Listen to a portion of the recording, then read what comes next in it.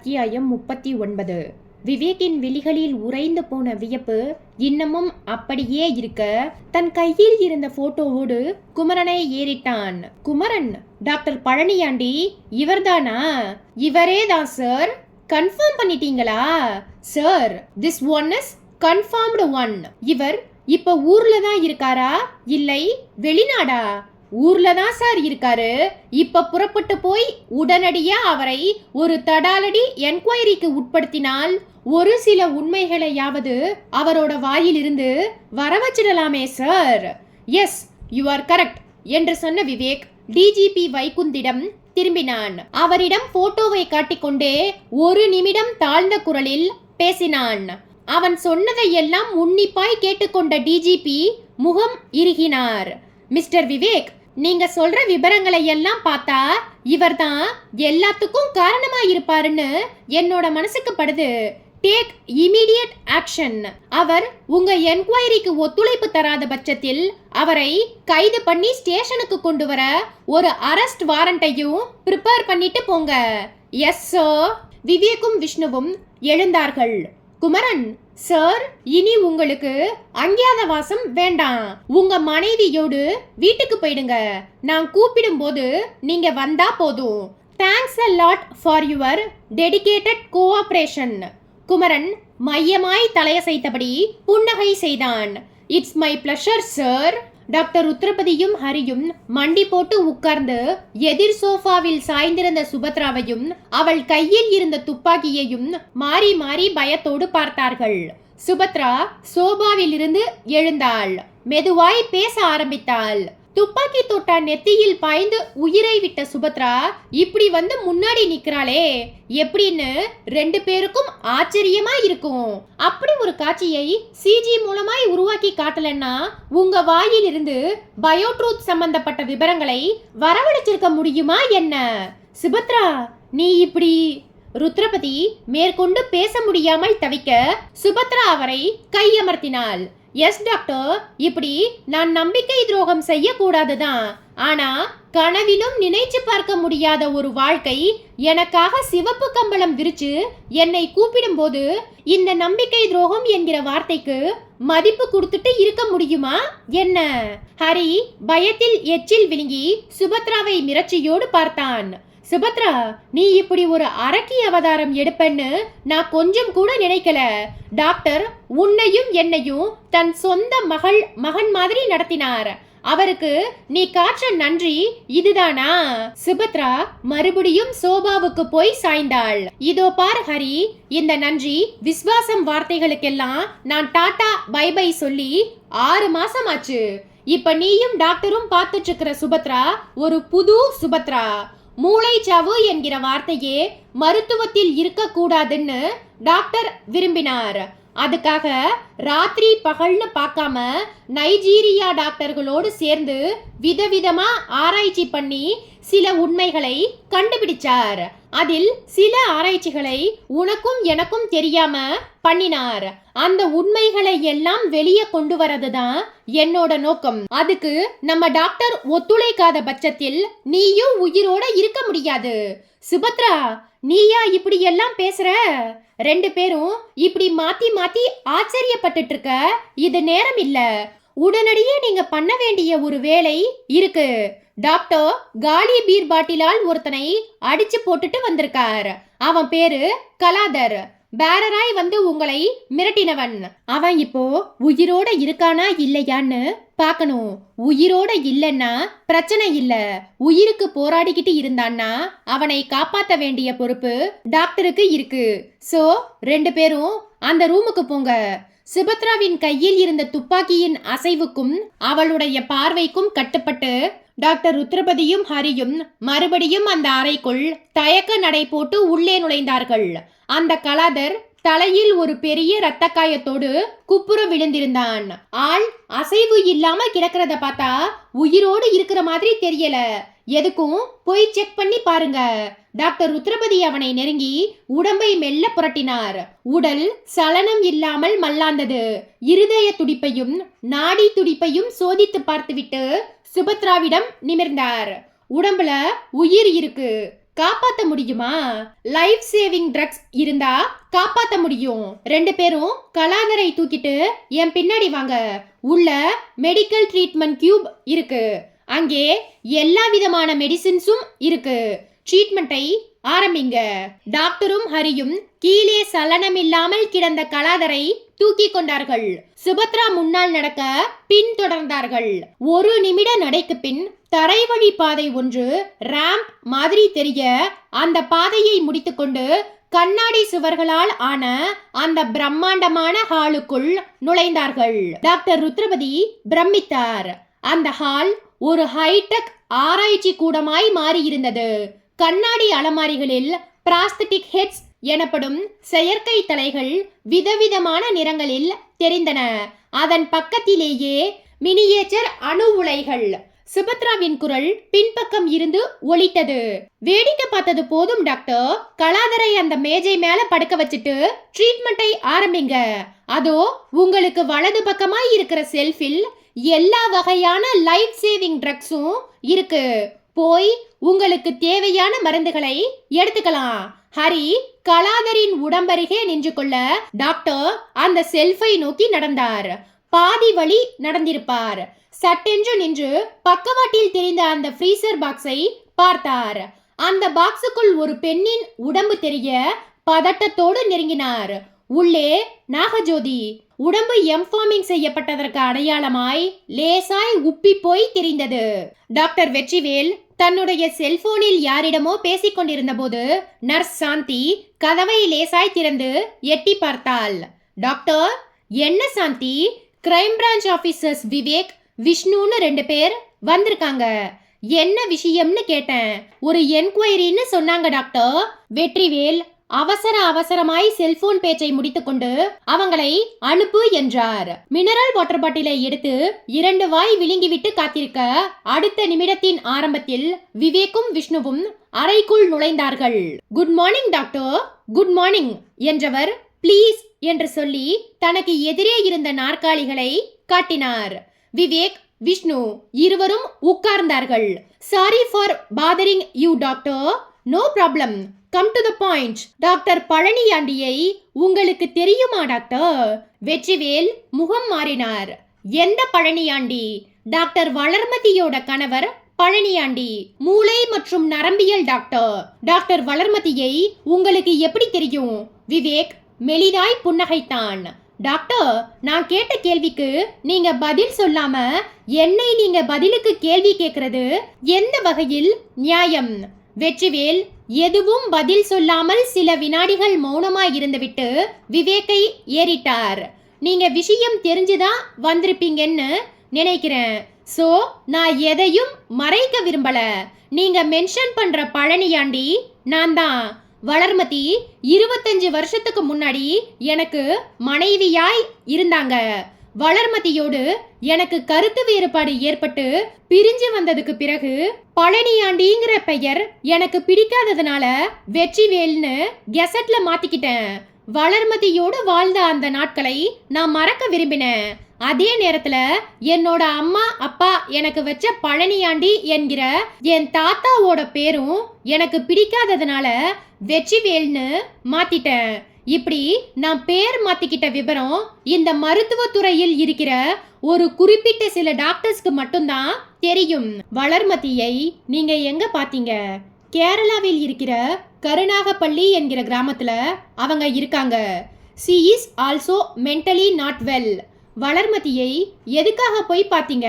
Doctor ருத்ரபதியும் அவர்கிட்ட வேலை பார்த்துட்டு இருந்த சுபத்ரா, ஹரியும் யாரோ ஒரு நபரால் கடத்தப்பட்டிருக்காங்க.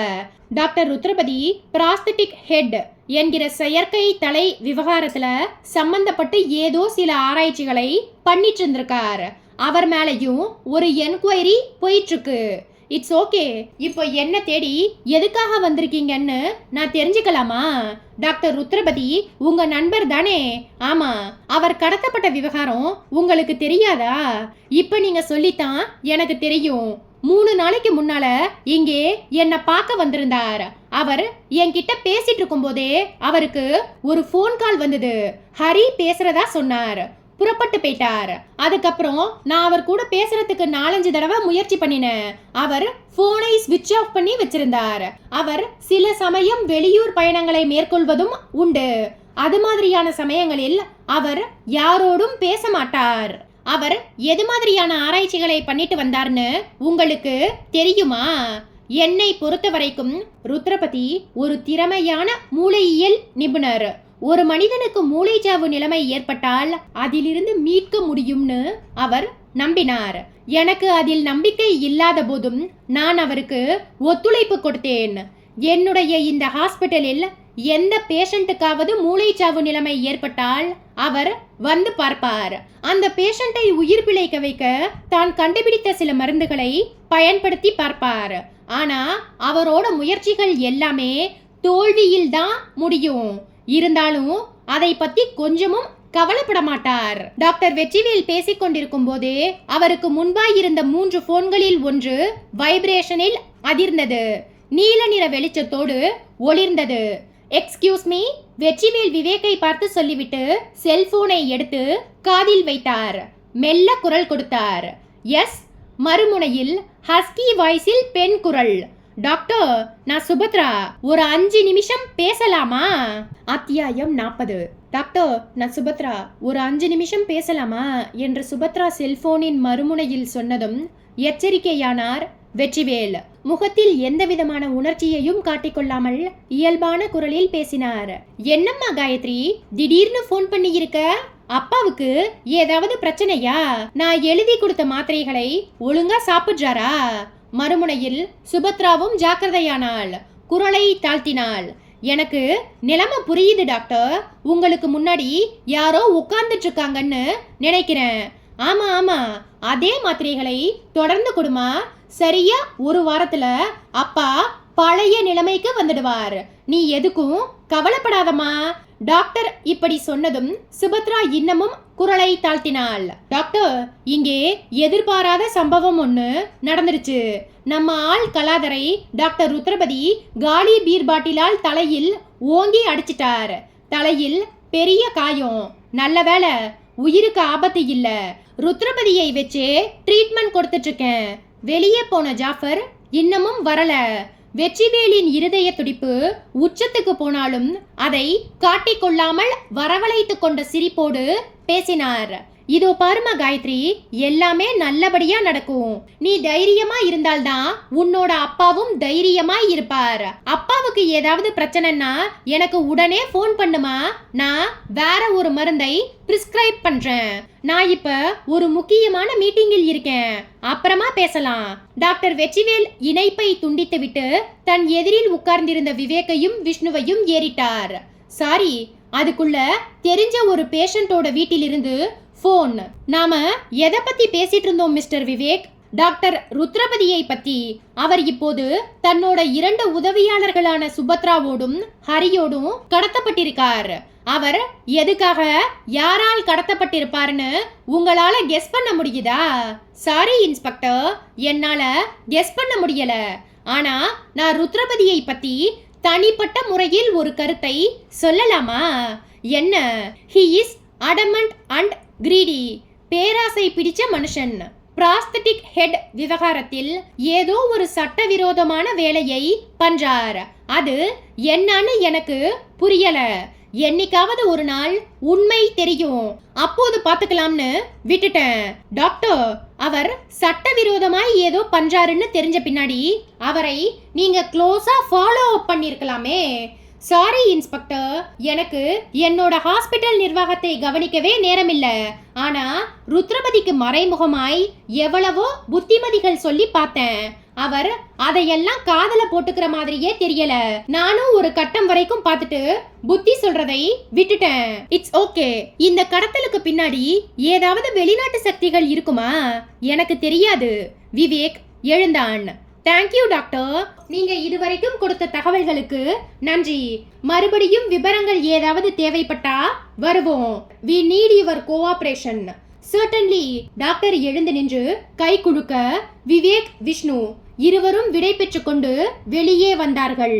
டாக்டர் ருத்ரபதி கலாதரின் தலைக்காயத்திற்கு மருந்து தடவி பேண்டேஜை போட்டுக் கொண்டிருக்க ஹரி அவர் அருகே நின்றிருந்தான். சுபத்ரா அந்த ஆராய்ச்சி கூடத்தின் சுவரோரமாய் போடப்பட்டிருந்த நாற்காலியில் கை துப்பாக்கியோடு சாய்ந்திருந்தாள்.